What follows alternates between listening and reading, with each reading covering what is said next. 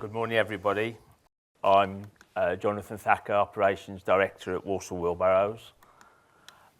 Just a bit of content in the presentation. I'll give you a brief introduction of Walsall Wheelbarrows, our journey start into automation, challenges and the solutions to those challenges, key advantages of automation, our future strategy, and then a brief conclusion at the end. So, Walsall Wheelbarrows was founded in 1995. We're celebrating our 30th year this year, the 1st of April. It's a family-owned business based in Wolverhampton. We're proud to say that we're the only UK manufacturer of the complete wheelbarrow. Our competitors generally buying in parts from the Far East and from Europe and assembling in the UK. We've manufactured well over 7 million wheelbarrows since our birth, our start in 1995. And our current capacity is 500,000 wheelbarrows per year. We're averaging about 375,000 wheelbarrows at the moment, which is about 75% of our maximum capacity. And again, we are only UK, we don't export wheelbarrows, but we have 60% of the wheelbarrow market. Key market areas, as most probably will realise, is retail, e-commerce, distribution, builders merchants and agricultural merchants. Our start of our automation journey started back in 2009. The decision was to undertake a review of our long-term business strategy, where we were as a company and where we needed to be in 2015. The major issues we were facing, we had ageing plant and machinery, which was obviously reducing our efficiency, productivity, and we had obviously quality control issues, resulting in higher and higher production costs. To add to this issue, the company also acquired one of our competitors, whose plant and machinery was extremely outdated due to years of lack of investment by their previous owners. The threat was, as a result, was we were losing business to our competitors, and we also saw a high risk of new domestic and foreign competitors entering our market. We saw sort of three options. We could remain where we were with increased costs and increased issues. We could mothball the manufacturing and import parts from the Far East, turning us into basically an assembly plant. Most of all of our competitors already closed large chunks of their manufacturing processes down and sourced parts from the Far East, and it seemed to be a model that worked for them. Or the third option was obviously to invest in new technology and automation. So after many months of reviewing the situation and head scratching, with some help from external resources, we as a company believed the best solution was to retain the manufacturing by obviously investing in automation. In the short term, we knew it was going to be not the easiest of strategies, but we could see the long-term gains for the company. So the challenges we faced once we made the decision into investing in automation were, I think, pretty common to most SMEs. Obviously, job displacement, fear from our employees of losing their employment. This was a massive factor for us as we had a loyal workforce with a low labour turnover. Many of our employees had been with the company since we started in '95, and we saw them as part of our success as well as our family.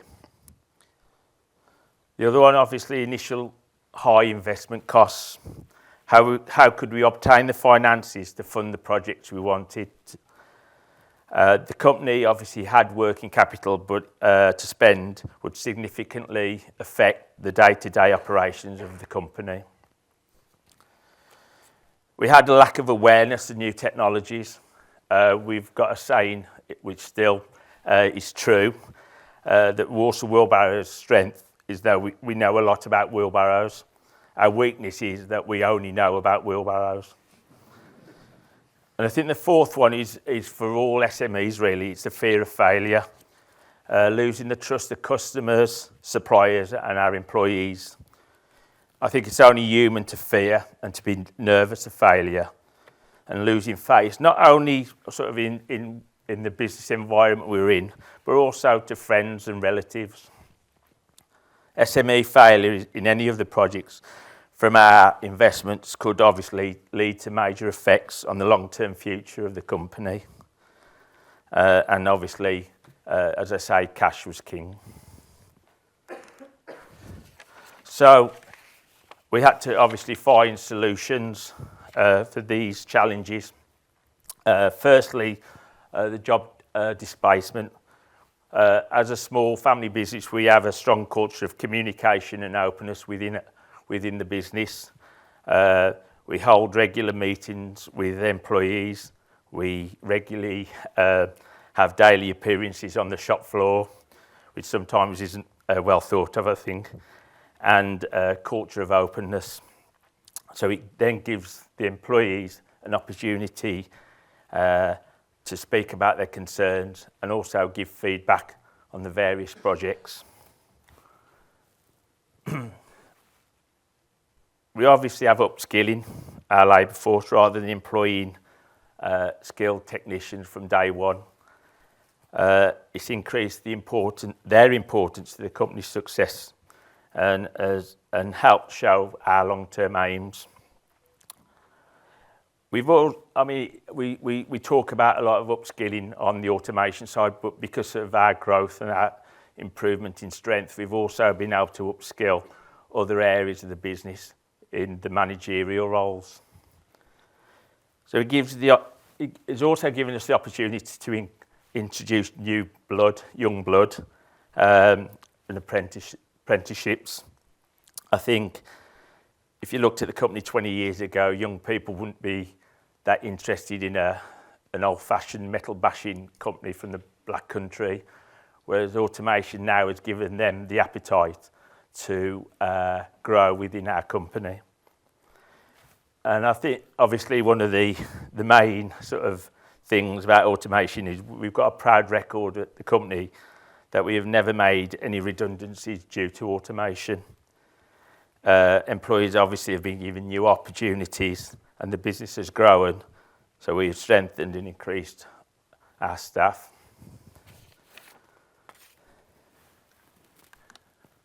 Investment.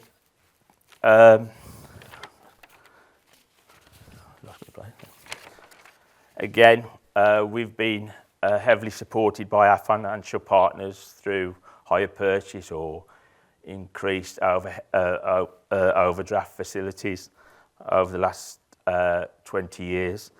And again, I think it's the openness and the loyalty we show. They've given us the support.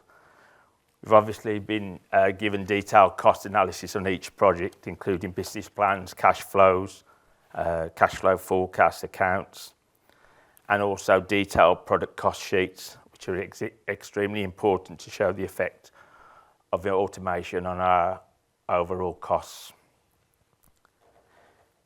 We're committed also to a long-term payback period of over 5 years, sometimes 7, on any investment project we introduce into the company.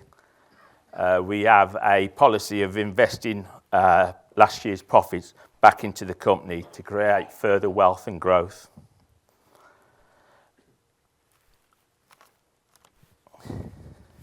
I think also as an SME, we benefit from greater flexibility in decision making. So we can, once the analysis has been completed, we can give a yes or no to any project almost immediately. Because we're an existing business with a large market share, obviously we've got, as soon as we introduce a new cell, we have about 85% utilisation of that cell, we obviously through our current customer base. So our risk taking in terms of investment is reduced. All the investment basically is giving us growth in trade and also customer loyalty.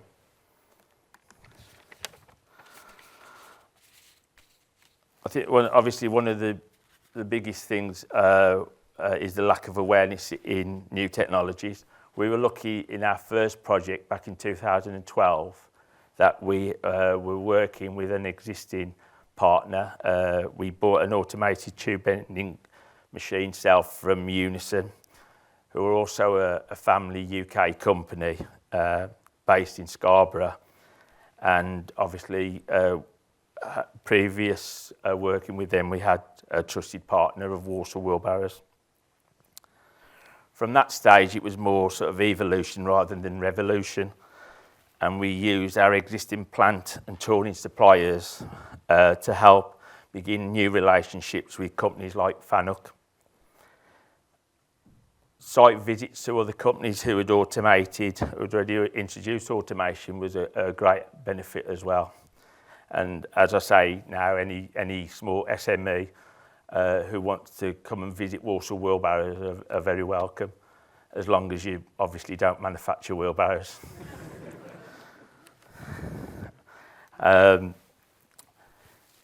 We did obviously lack internal resources, so it's getting the right supplier to help us meet with experience and competence to meet all our challenges.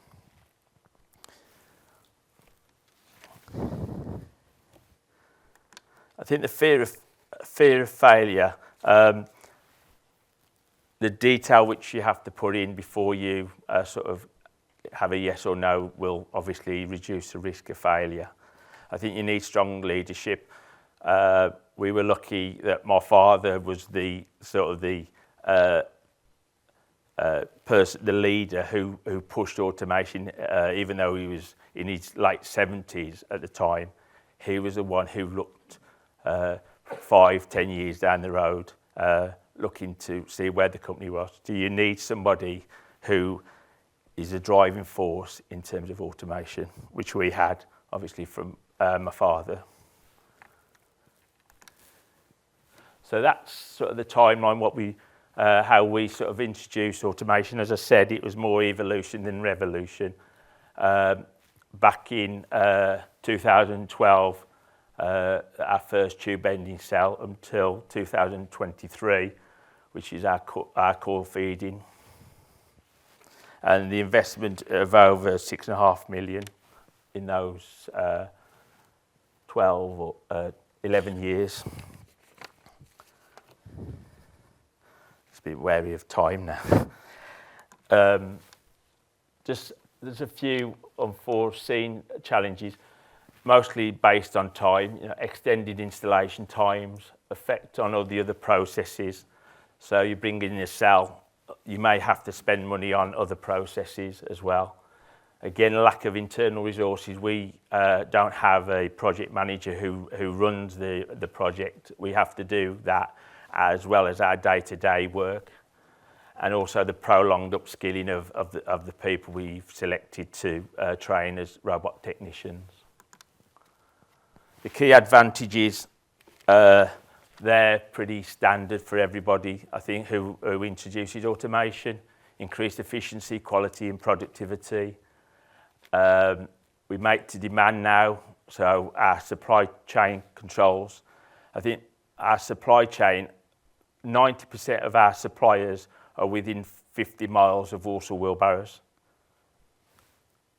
The biggest one obviously is greater competitive advantage. We tend to get our customers to come and visit us, or potential customers, and it wins them straight out. It wins them straight over.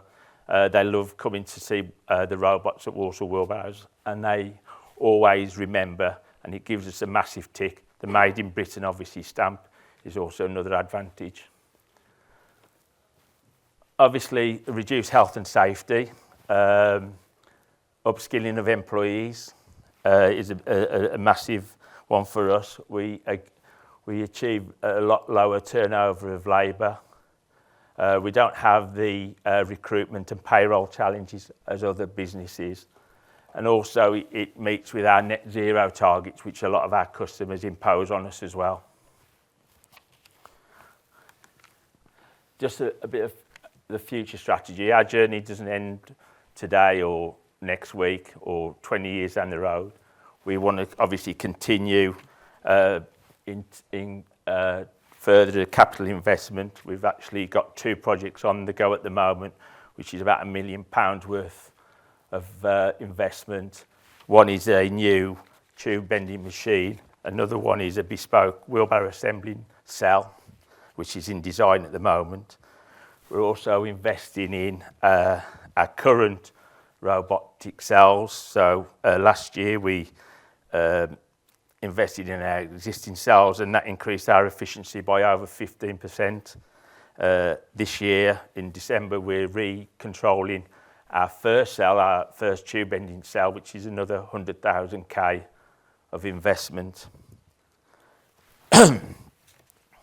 Just as that's the actual layout of the new tube bending cell, and that's a current design of the wheelbarrow set final assembly cell. Just as a conclusion, we're obviously all highly aware that SMEs are being squeezed at the moment under a challenging economy. Things like business property relief, inheritance tax, national insurance and wage increases. But I'm a firm believer that this is a time to invest in automation. As the current challenges are replaced with growth, SMEs need to be in the position of strength at that time, or else it'll be too late for them. I always ask the question, if not now, then when? I think Walsall Wheelbarrows are celebrating 30 years of wheelbarrow manufacturing. And if we hadn't taken the steps back in 2009, which also was a year of economic and financial challenges, where would we be now? Well, I wouldn't be here today talking to you about wheelbarrows. Walsall Wheelbarrows wouldn't have 60% of the wheelbarrow market. Foreign competitors would definitely have entered the UK market by now. And we would have probably been importing the majority of wheelbarrow parts from the Far East. We also wouldn't have been employing 50 people. We would have been employing 50% less people than we are now, at a lot lower wages. Or it may be that Walsall Wheelbarrows wouldn't have been existing by now due to stronger competition. But thank you very much for your time today.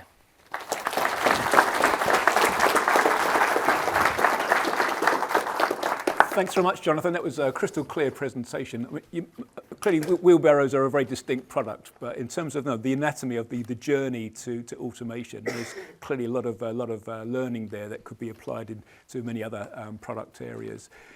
Jonathan's invitation to SMEs to make contact and find out more.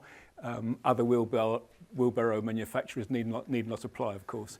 Okay, so we move on now to our second short presentation in this segment. Nick Hall is a degree qualified chartered electrical and control systems engineer. He spent 22 years in industry designing and commissioning machinery and process control systems in projects globally. Since joining the Health and Safety Executive, the HSE, in 2015, Nick has investigated many serious and fatal incidents on machinery. And he represents the HSE on British and international standards on machinery safety, cybersecurity, robotics and artificial intelligence. Nick's current focus is on advanced automation, looking into standards and guidance on autonomous equipment and how AI could be used to control equipment safety. So without further ado, please welcome Nick.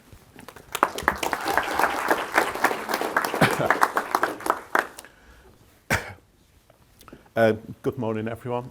Thanks for the introduction there. The only thing I would reflect on there is that I've got double the experience as an engineer than I do have as a regulator. So it's 10 years as a regulator, more than 20 years before that working in industry. Like Mike said before, he's passionate about automation. Well, so am I actually. So let's have a look at this presentation. So why are HSE here? The road to automation is the title of the session. Well, we don't have any automation with the regulator. What we do is we listen to feedback from industry.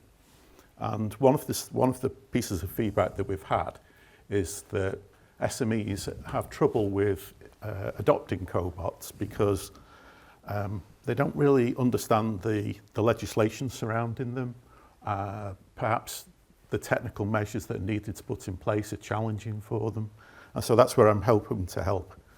That's moved on quicker without me pressing anything. Okay, right, so looking at the health and safety regulators that are around. So over on the right-hand side, these are sector-specific health and safety regulators here.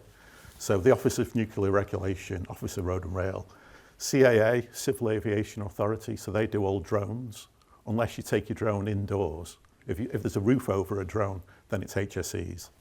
We don't get involved in these sectors, they do their own regulation. However, we pick up everything else. So you can see from that list in that left-hand box, there's a huge number of sectors that we do regulate. And we have a close relationship with local authorities. Local authorities tend to do areas where you expect members of the public to be, whereas we tend to do more enclosed, confined spaces like factories, etc. That's just to give you the landscape of how we fit into all this. So there are different ways that you can approach regulation of health and safety. So in the high hazard sectors like coma sites, offshore oil rigs, etc., we run a permissioning scheme. And so the operators in those places, they come to us and say, we want to do this. Here's our safety case. What do you think of that? We will look at it. We will ask them questions about it. Effectively, we will then give them permission to operate and to do their business there. For everyone else, i.e. everyone in manufacturing, basically, it's a far more permissive type system. So you don't need to come to HSE to get approval to do something. You just do it. Now, we do regular inspections of workplaces, and we have other reasons to come in as well, which I'll come on to later. But there's no real barriers there to get regulatory approval for anything. Now, the other thing that we do is product safety. So for product safety, HSE is responsible for monitoring safety conformance of products that are used for work. This is we're called the Market Surveillance Authority for product safety. This part of the legislation, I think, is what SMEs find difficult to understand, especially with cobots, where you don't have a traditional machine manufacturer. You could be doing this yourself or working with a single integrator or something like that. So this is the area that I want to explain today, how we navigate through this product safety legislation. Essentially, you've got a life cycle of any type of machine. Here we're talking about cobots. So on the left-hand side, we've got the design, build and test. That's normally carried out by a machine designer and machine manufacturer. On the right, you've got the use, maintenance and modification. Here we're into the end user's realms. And in the centre is I've drawn a blue line down the centre. This is called placing a machine on the market. Often it's done at a point of sale between two different companies.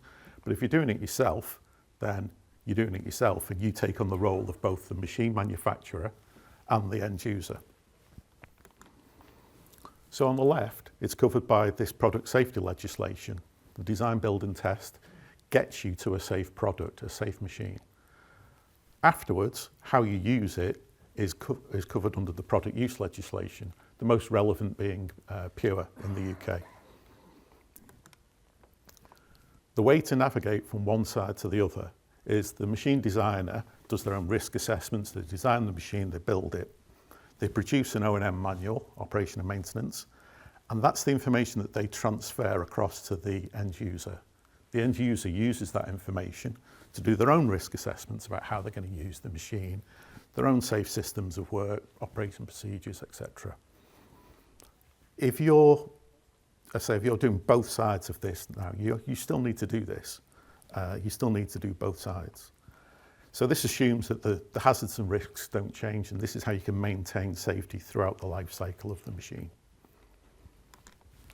So the guidance that you would normally use in order to actually achieve this, on the left-hand side, it's the use of harmonised standards. And these harmonised standards allow you to demonstrate that you are complying with the essential health and safety requirements of the legislation. So EHSR is that, and they're all listed within the supply of machinery safety regulations. Once you move to the other side, yes, there's HSE guidance at this point. L22 is the ACOP for pure, but there are also British user standards. There's industry standards, which are also used to help people understand how best to use the machine. So in order to comply with this product safety legislation, these are your responsibilities. This is a fairly simple breakdown of what you need to do. So you need to identify which are the relevant essential health and safety requirements. So you don't have to comply with every single one that's written in the legislation, only if it's relevant. So these requirements are all very high level.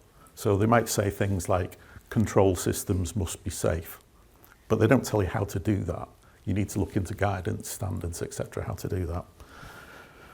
So you decide which are the relevant ones. You then need to compile a technical file with evidence of how you've complied with each of these relevant requirements.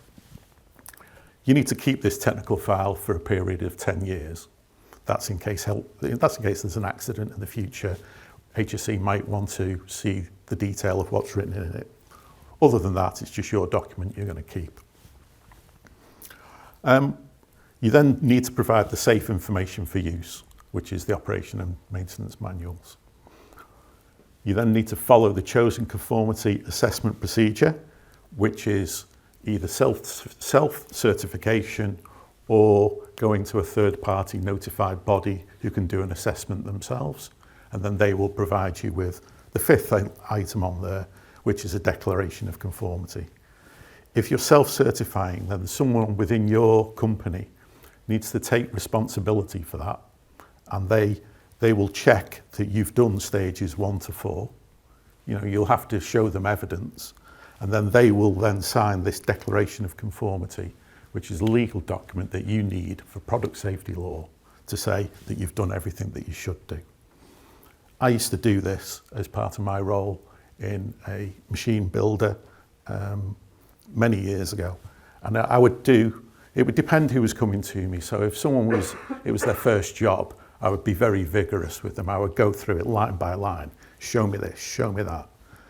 But if it was someone that I trusted and he'd done it, 5 times previously, I would just do a sample, just show me this, show me that. They could do it. Okay, I feel confident that I can now sign this declaration of conformity. You need to produce one of these for each of your machines. Now, if you have a series of machines which are all identical, that's fair enough. You just need the one for all of those. It's a bit trickier with cobots because you can have a cobot that's just doing like a pick and place in one location, and you could then move it somewhere else in the same establishment and it's just doing pick and place. No one's changed anything, except maybe the location. So there could be reasons that that you've introduced new risks and you might need to go through this process again just to take care of that. Once you've done this, you attach a UKCA mark to the machine and you're done. That's it. That's the product safety side of it complied with. I now want to take you into a different side of things. It's like, okay, so now we've put our cobot in. Now HSE might come in and do an inspection. So why would HSE be coming in to do inspections? So there's 3 main reasons. One is part of a general inspection. So our inspectors go out, they visit factories. So they may see this cobot operating and think, oh, okay, maybe they see something that intrigues them, so they want to ask more questions about it. Sometimes maybe they've just not seen that kind of thing before, and so they might want to ask questions about it. Second reason would be as part of a targeted wide inspection on collaborative applications and robotics. There are none of these planned right now, because it would be me that would be planning them. So what would actually happen there is, if like next year we had 5 accidents came in through the RIDOR system saying that, you know, on my cobot we've had this, and the next one the same, and the next one the same, that shows me that there's evidence that there's a problem. And therefore I would want to find out why there's a problem, to try to do something proactively to prevent accidents in the future. I say it's not happening now, but it is possible. Third one is as a result of an incident or a complaint. So incidents, we don't investigate every single one that comes in through the RIDOR database. We do have a selection criteria. Complaints, we get an awful lot of those. Some of them come from employees, and it's a genuine concern, and so we'll have a look at those. Sometimes it's from ex-employees who've been sacked, and you're like, well, you know, is this a real one? Sometimes it's from competitors, so you know, go and look at their product, it's not safe. Again, we try to keep out of those kinds of conversations. We're very experienced in navigating the difference between the legitimate ones and the So putting you into the mindset of the inspector now. So traditional robot cell, inspector walks in, has a look at this, perhaps there's an interlock gate on it, they can go and have a look at the switches, they say, yeah, that's got a safety switch on it, looks okay. Perhaps there's a gap for a conveyor, has it got a light curtain around it? Yeah, okay. So there's things that they can see that would immediately give them an idea as to whether things are safe or not. Collaborative, a bit more difficult, isn't it? What can they see here where safety is ensured by software? So our inspectors can't look at the code. They haven't got time to do that for a start. Never mind the expertise to do that. So what they would look at here in this particular application, which I'm not saying is good or bad, but they would look at that and they would say, okay, so they're sanding the workpiece. What about control of wood dust? On the right-hand side, they can say, oh, we're spraying it here. What type of paint are you using? That's literally the kind of questions that you would be getting from a general inspector who came in to look at your collaborative system. They're not going to be saying, I want to see the power and force limit testing results. Not just for a general inspection. What they want is they want to decide if risk is controlled. That's the only thing, that's their only intention when they come into your factory. They're not there to try and catch you out. They're not there to try and generate fee for intervention. They're there to try and decide whether you understand the risks and you're controlling the risks. In their mind, was the application designed, built and tested to be safe when first installed? How can they get evidence of this? What they would do in this situation is to say, have you got that declaration of conformity that I talked about before? And so you then show them that. They may take a copy. If they wanted to make sure that it was okay, they would email it to myself or one of my colleagues here. We'd have a look at it and say, yeah, okay, that looks okay.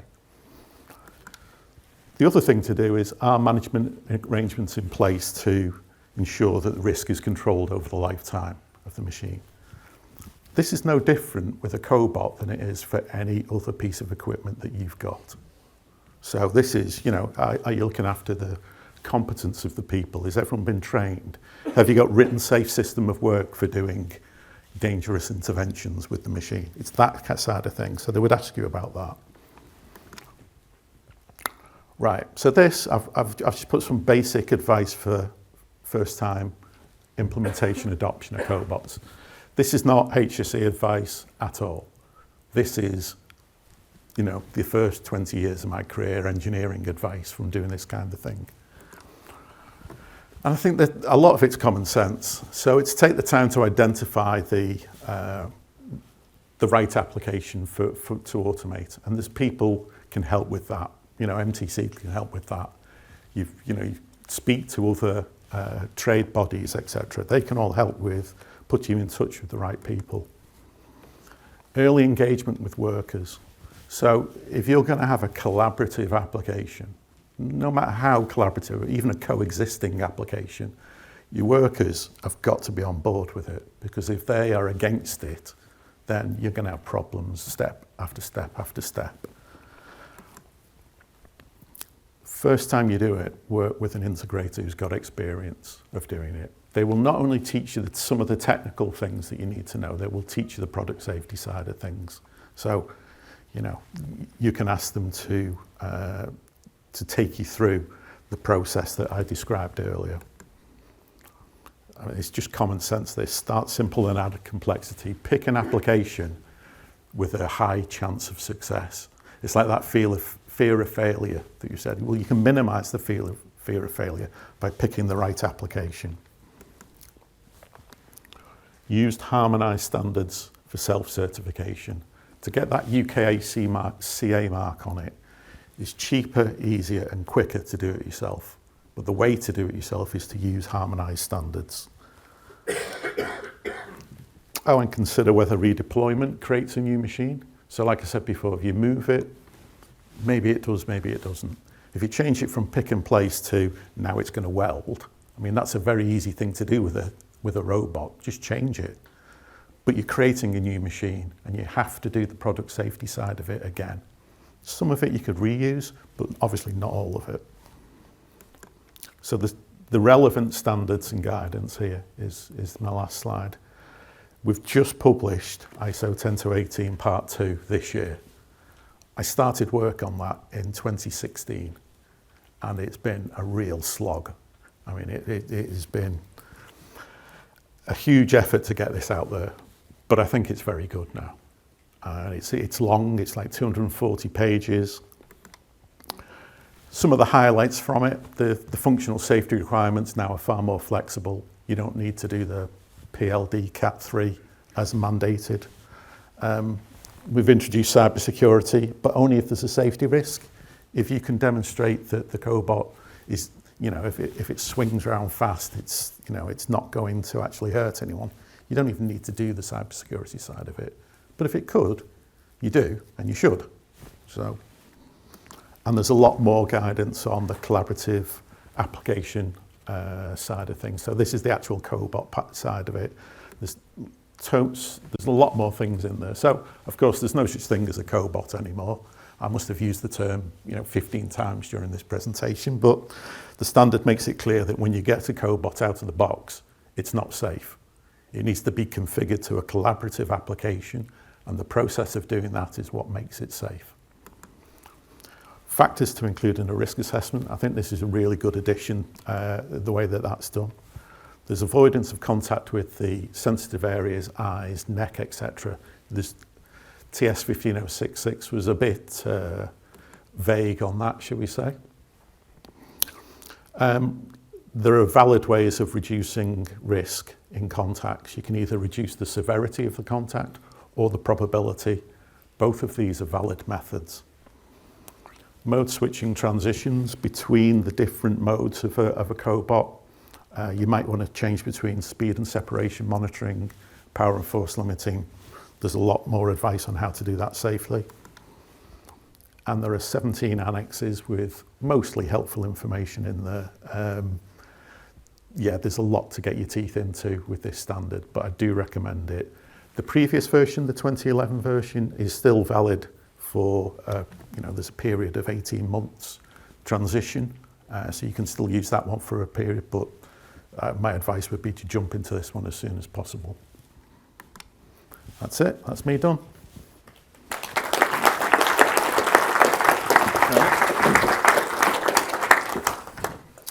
Thank you very much, Nick.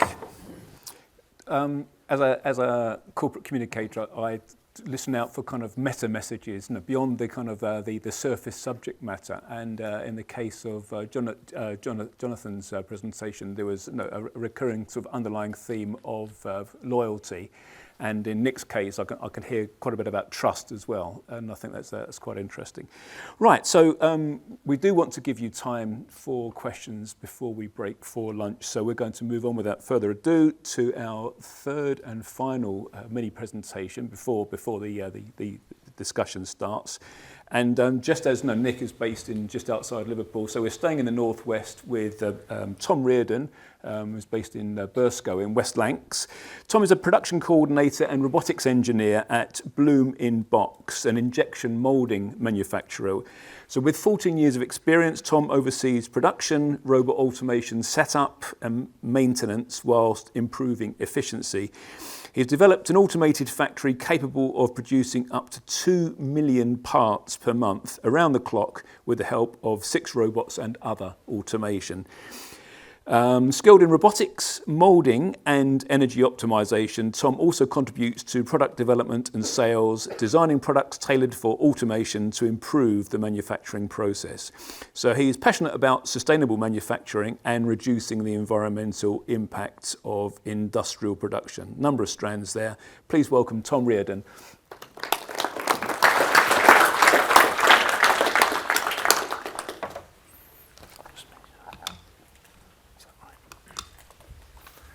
Hi everyone, and thank you for being here today. My name is Tom Reardon and I will give you a quick tour along our journey of automating our factory. Bloom Box is a small family-run injection moulding company based in the northwest. It comprises of myself, David my dad, and Hannah my sister. For over 25 years we've been manufacturing a wide range of plastic products using injection moulding. What makes us a bit different is that we design and manufacture all our own products. We can brand our products to others to use. We serve a really broad mix of markets from packaging to garden and homewares. Our products are made 100% in the UK. We produce around 2 million parts a month with growing exports to the EU and the US. Sustainability is a big focus for us and it's something I'm personally passionate about. And of course we're heavily automated to allow us to run 24/7, which is what we're here to talk about today. Over the last few years, we've been steadily integrating robot automation into our production, which can seem like a scary and foreign concept for a lot of businesses. Whether you're curious about how automation works in the real manufacturing environment or thinking about adopting it yourself, I hope this gives you a practical and honest look at the benefits and challenges involved.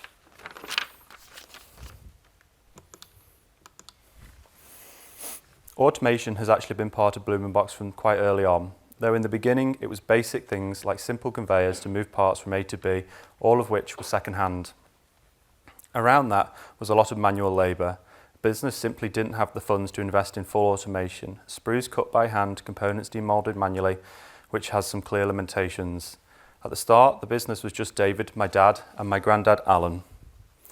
I helped here and there as I grew up and joined full-time in 2012, so as you can imagine, having just 2 people trying to run a factory made automation essential.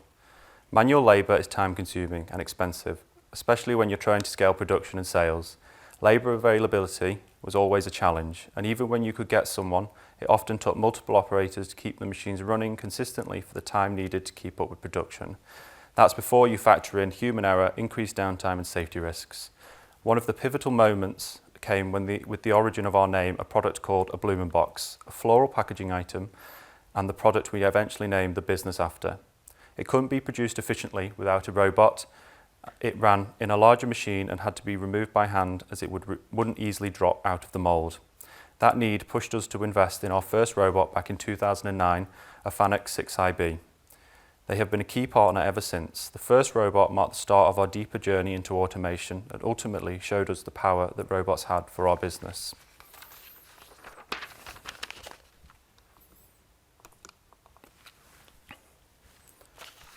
When we first adopted automation, it was about survival. We needed a way to keep the business running efficiently without expanding the workforce. At this time, we simply didn't have the bandwidth or the cash to hire and train new operators whilst running the business. Injection moulding is one of those industries where profitability can disappear fast if production slows or quality slips. We had to maintain a high output with limited hands. Automation became the obvious answer, not just to keep up with orders, but to give us room to breathe and grow.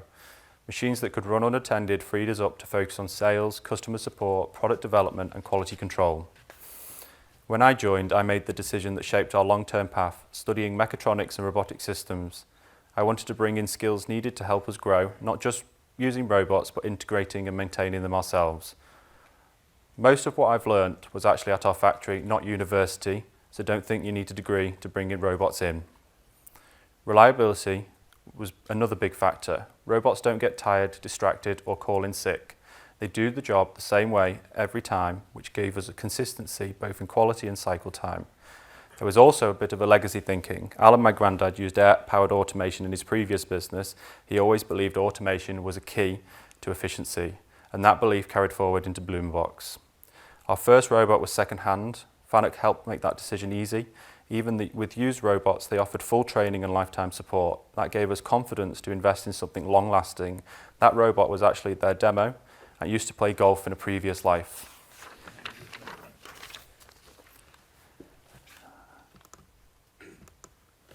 Our automation journey kicked off with our first Fanuc 6-axis robot. It started running the Blumenbox product on our 200-ton moulding machine and played a key role in growing the business.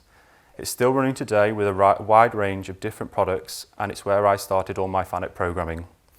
Next, we implemented a SetPro Cartesian robot. It was a different approach, taking up less floor space and suited for certain machines.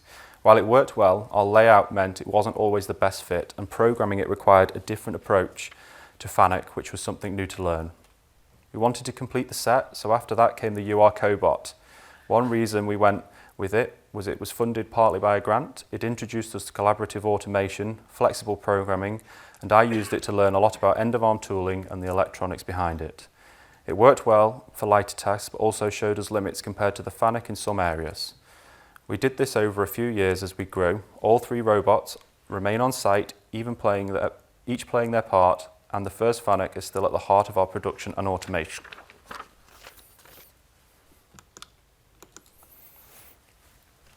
We didn't stop there though. Since those first few robots, we've added 4 more. Next came an LR mate from Fanuc installed directly on top of our moulding machines to save floor space. It picks parts straight from the press and places them onto a top-mounted conveyor. Simple, clean and efficient. Then we bought another Fanuc, this time an N10, a newer generation of the original 6IB with increased payload. Mounted on top in a similar setup, I actually managed both installations myself with no on-site help from Fanuc. It's not as hard as it sounds and shows how straightforward Fanuc systems can be once you understand them. Around the same time, we bought another UR Cobot. This one was for a specific out-of-cell job. UR offered a 0% finance over 2 years, and to be honest, it paid for itself as it worked. The UR robots can be used straight out of the box as well for ease of use. Most recently, we added another LR mate, but this time with a difference. Up until now, we've used Euromap 67 to integrate, or 12 for the older robots. This one used FLNet, a newer Fanuc integration. It saved money and is a cheaper alternative. This setup was trickier, but High-Tech and Fanuc helped to do that. It's not just robots, we've invested in other automation too. An automatic banding machine works with one of our cobots to pack products, cutting down on manual labour. We've also added in an automatic bagging machine for our B2C lines, helping us pack more efficiently and consistently. From the beginning to now, our implementation has become easier and more effective. We've reduced cycle times among other things, and one setup is able to run a sub-6 second cycle so that you can see over time implementation can improve.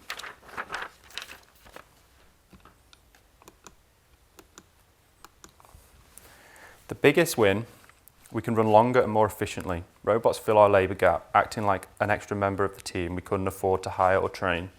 They run day and night, so most of our machines run 24/7.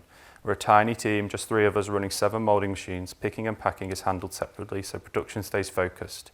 Even with our size, we're making around 2 million parts a month, consistently and reliably.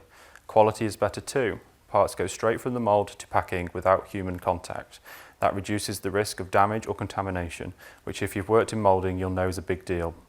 We're close to 100% accuracy in part accuracy. If parts are wrong, it's usually machine settings, not the robot. Once it's fixed, it stays right. That consistency is something manual labour just can't match.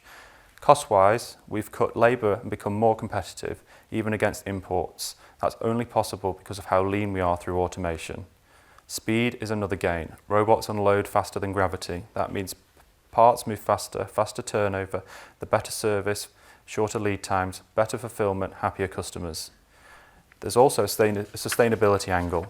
Fewer rejects equals less waste. Robots don't need lights, heat or brakes, and since they keep hands out of machines, safety improves too.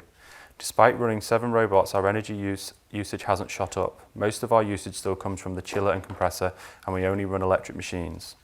Most importantly, automation gives us time to grow, design new products, improve systems, instead of standing by machines all day. That makes work more satisfying.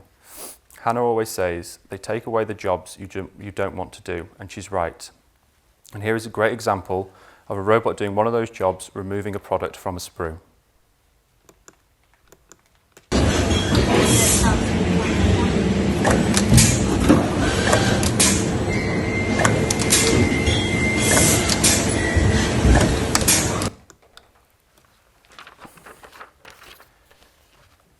We haven't had any major problems, which actually made this the hardest bit to write. Once a robot's set up right, it just runs. But getting there takes effort. Robots are unforgiving. If you program something wrong, they'll repeat it perfectly wrong. But there's also their strengths. Once it's right, it stays right. No variation, just consistency. One of the biggest challenges has been end-of-arm tooling. I design in 3D printers, and if something's off, too weak, too heavy, misaligned, it causes issues. A robot is only as good as its tool on the end of it.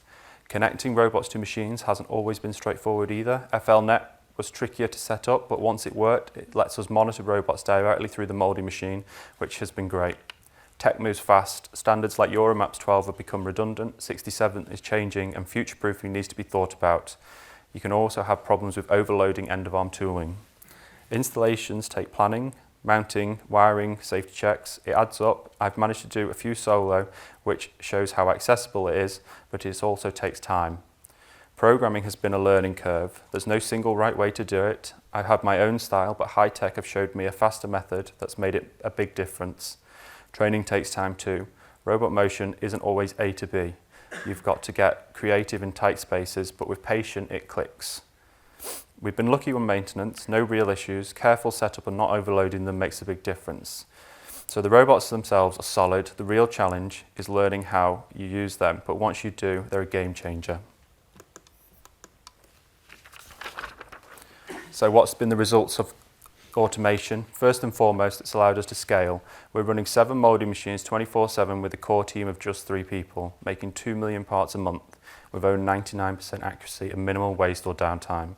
And we're not just keeping up, we're competitive. On some product lines, we've beaten overseas suppliers, both speed and price, and done it profitably.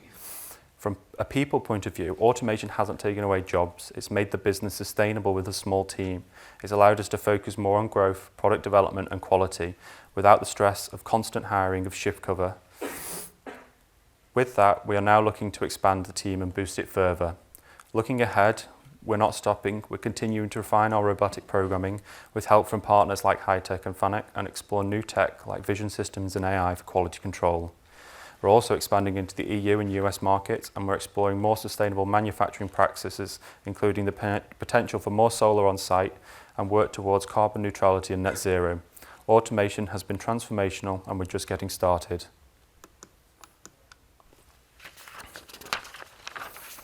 To wrap up, automation has fundamentally changed our business. It started as a way to fill the staffing gap and speed up production, but it's become so much more than that. It's helped us stay competitive, scale without overextending, and focus on what we do best, developing great products. Of course, there have been challenges, from learning curves to technical hiccups, but every step has brought improvement. If there's one takeaway from our journey, it's that automation isn't just for big companies. With the right mindset, support, and a bit of patience, it can transform small businesses too. Thanks for listening.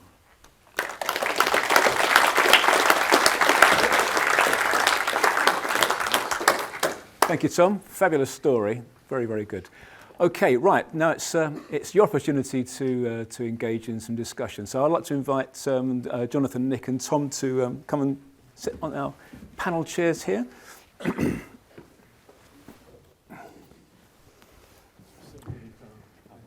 Right. So I believe there's going to be a QR code. Next slide. Okay.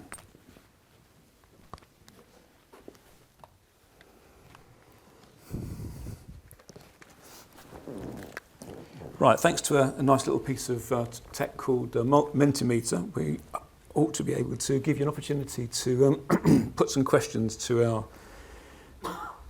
panel. Right. Okay, so... No, that's not it. Okay, question to our tech team.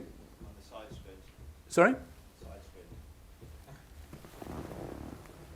Aha.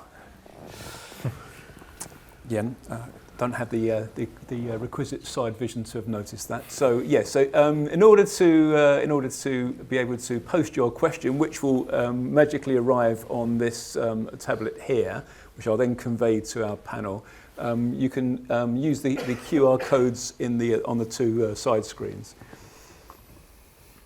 But you knew all that well before I did, obviously.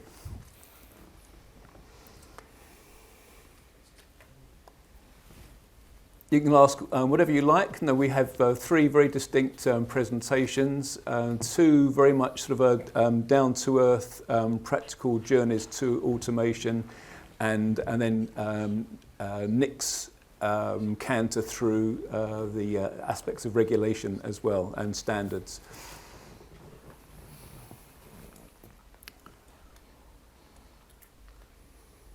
I'm actually going to ask just an opening question before we wait for the questions to come through to Jonathan. And I think this is coming from my kind of communication background. How much effort did you make to enable your workforce, which you've retained, to make that leap of faith into this the shiny new future? Because clearly it was a challenge to everything that they were used to. That was probably the largest challenge, obviously, to win over the employees, especially when they'd be, as I said, majority of the employees had been with us for an awful long time at that point. It was just, as I said in the presentation, really, it was just about, we've always had a sort of an openness within the business. We've always worked on the shop floor, and it's just the communication, regular meetings, showing them, plans of what the cell would look like, where it was going, getting feedback off those, because some of the guys had, say, for example, had been working on tube bending machines, and then obviously we say, we're bringing an automated cell to produce the frames. It's a bit daunting for them, but it's, to be honest, the feedback they gave, working a machine manually gives you an awful lot of information back when you're talking about the design of the cell as well. Right. And if they can see that as a gain, obviously that and the security of their job and what our long-term aim is for that person, it does win them over. Excellent. Okay, brilliant. Thank you for that. Just staying with you, Jonathan, the first question that came through was addressed to you. Which machine had the biggest impact on your process, and at what point, when did it fit into your automation journey? To be honest, I think it was probably the first cell we introduced, which was a tube bending cell. Previously, we'd had I think there was 5 CNC tube bending machines where it was loaded manually and unloaded manually, whereas one machine actually covered the whole of that aspect. So it was probably the first cell, which was a fortunate thing for ourselves, because it was an immediate gain, and obviously going back to the employees, they could see that it was a gain for them as well. So I would say the first cell we actually introduced was the biggest gain. Okay, good. Thank you for that. Right, question for Nick now. How is it best to educate machine builders on standards that they need to conform to? Yeah, okay. That is, it's a tricky point because there are so many machinery safety standards. There is over 800 of them out there. Wow. So, yeah, exactly, wow. And I think you start off with the actual machine itself and you work backwards would be the easiest way to identify which are the most relevant standards. So they have what's called Type C machinery standards, which are for specific types of machinery. So there'd be one for conveyors, there's one for palletizers, etc. And within that standard there, it refers back out to higher level standards which are relevant. And so you can trace through to find out which are the handful of relevant standards that you're going to need to comply on your particular type of machine. To take a top-down approach is a tricky way to go. That said, there are some, as you come down the level A and level B standards, which are they're across all types of machinery, and so knowing which are the most important ones of those to use is just generally good knowledge to have for anyone. Okay, so do your prep first. Good. Yeah. Okay, thanks for that, Nick. Right, moving on to a question for Tom this time. Tom, you talked about AI robotic automation being on your roadmap. Can you speak a bit more about what you guys are aiming to achieve there? Yeah, we're just looking at vision systems, building databases. We do a lot of packaging products for sports nutrition and stuff like that. And we want to be able to sort of log products and have that all filtered into one place, and then anything ever goes wrong, we've got a great database to go back to and see where products have gone wrong, or was it something we did, or was it something down the line.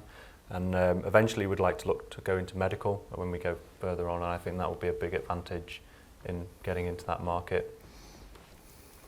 It sounds to me, having heard you deliver your presentation and what you've just said, that from, dare I say this, kind of humble beginnings, your kind of ambition has grown as quite remarkably. Yeah. Like you were saying before, like if you've not seen the technology, you don't know it's there. And as I'm going on and learning new things are being developed. You see new technologies, and unless you're out at shows like this, or going around, we go a lot to sort of Europe to the K show and there's Fakuma, and you see new tech that they've brought out which you wouldn't see if you just stay. And I think that's one of our advantages, is we don't just stay in the same place. We're always looking to change. We're always looking to add automation in. We're always looking at changing machinery, because otherwise you just stay stagnant. And I think that's where our competitive advantage comes from. Okay, excellent. Good. Thank you for that. Right, a couple of questions. Now, one for Jonathan and then one for Nick. So this next question for Jonathan. You allowed yourself a 5-year payback period in each case, and did you achieve that or even beat it with your robot installations? We generally beat the 5-year payback period. We always work obviously on worst scenario when calculating these payback periods. So, and when you actually install a cell, you don't always take into account added advantages and also changes externally. The example obviously is energy costs increasing. The initial cells, we didn't see that arriving, or changes within the economy or growth, because we've invested growth of the actual trading. I mean, 2012, our turnover was around about 6 million. We'll be hitting 12 million, hopefully, 2025. So the actual growth it gives you, because of your competitive advantage, is also something that we don't really account for when we're talking about payback periods. Okay, thank you. Excellent. Right, I think this question was a general question, but I think, Nick, you might be well placed to answer it. And apologies if it comes across as a curveball, it's not meant to. So what would your advice be to convince sensitive industries like nuclear to trust automation and robotics more? Yeah, so I don't think, so I work a bit with the nuclear industry, because I say we're not the regulator for the nuclear industry. However, because of my sort of role with robotics, standardization, I do help with them, and they are actually based in the same building as me as well. So yeah, we do quite a bit of engagement with the nuclear industry. I think the operators in there are very keen to use robotics and automation in general. I think that there's a desire from the regulator to also allow them to do that. O&R are actually quite pro-innovation on one side. On the other side, they're actually very risk averse, and understandably so, because we're talking about nuclear risk here. Right. So it's a very, very fine balancing act there. And I don't believe that anyone is against it. I believe that everyone is trying to navigate that pathway between innovation and progress, and to be quite honest, helping with clearing up some nuclear waste as well. You know, it's a very important thing that they're trying to use automation for. But there's a balance there in that they have to be able to demonstrate safety, perhaps to a slightly higher level than you would need to within manufacturing. So. Okay, that's good. Thank you for that. And Nick, if I just stay with you with a very specific question. Nick, is the 102182 standard applicable for CE marking or just UKCA? No, it's applicable for UKCA or CE marking. It's a harmonised standard across the world, and you know, anyone that can adopt it has done so. Europe has done so, and that was very much part of the delay in getting it published, was getting across that obstacle. And it's also a harmonised standard in Europe and a designated standard in the UK, so it could be used for either. Okay, good. Thank you. Very specific question, very clear answer. I like that. Thank you. Right, another one for Tom. What kind of application stroke market do you mainly serve? Do you use any specific API to do the motion program? So the kind of markets we target, I would say, is a broad mix. It's injection molding, which is plastic manufacturing, but we do sports nutrition is one of our big markets. But then we have an Amazon and eBay business where we do homewares and security products.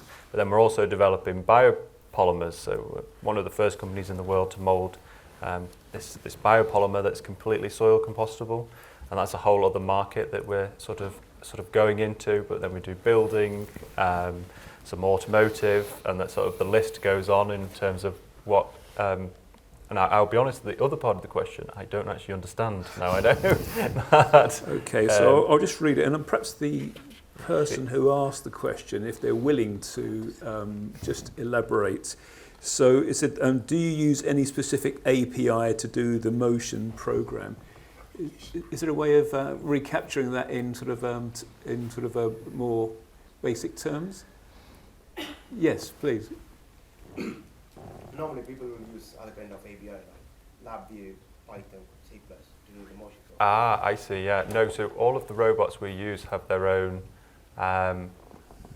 programming software. So I mean, UR is just pick and place, and you can use your hand and just go, yeah, that's a point. FANUC is like a linear sort of thing. If this, go there. If that, go there. And then you pinpoint your points. And actually, a lot of the industrial robots are very similar. Some are more complicated. FANUC, I would say, is one of the better ones out there. UR is good. It's a little bit more simplified. SetPro is also good, but it has different applications. But they're all very, very similar. So when you learn one, you can kind of transfer that to another. You just have to learn some of the sort of quirks that each style might have. Excellent, thank you. Again, as a communicator, the question as originally asked produced a certain sort of doubt, but just slightly reframing the question and suddenly the answer flowed forth. That was excellent. Thank you very much. We're almost out of time. Thank you very much for your questions. I'm going to make a commitment now, kind of collectively on behalf of the organisers, that we will respond to all of these questions. They are all being captured anyway, and we will find some way in, with the ongoing sort of dialogue with yourselves as participants in this event to answer these questions. Right, but I'm going to ask, this is a general question for each of our panellists, and probably we'll close on this. Hi, this is Amin from CFM2. In which year have you started using robots? So, in terms of your individual careers, what was your first sort of practical encounter with robots? Starting at the end there with Jonathan. 2012, but we've been planning the introduction of robots, as I said, probably back from 2009. So it took us quite a long time to actually get the actual point where we've got the installation of the robot. But 2012 we started, yeah. But for us it was 2009, although I wasn't full-time in the business. That was my first sort of experience, and kind of wasn't what I was planning on doing, but shaped my future life into automation and robotics. Excellent. Nick? Yeah, I can tell you mine would have been in the late 90s when I was working as a systems integrator, and the end user was PPG Industries, which is an American conglomerate, and they insisted that we put some robots into one of their machines in a factory in Lee, in the northwest of the UK. Okay, good. Excellent. Okay, ladies and gentlemen, Nick, Tom, Jonathan, thank you very much.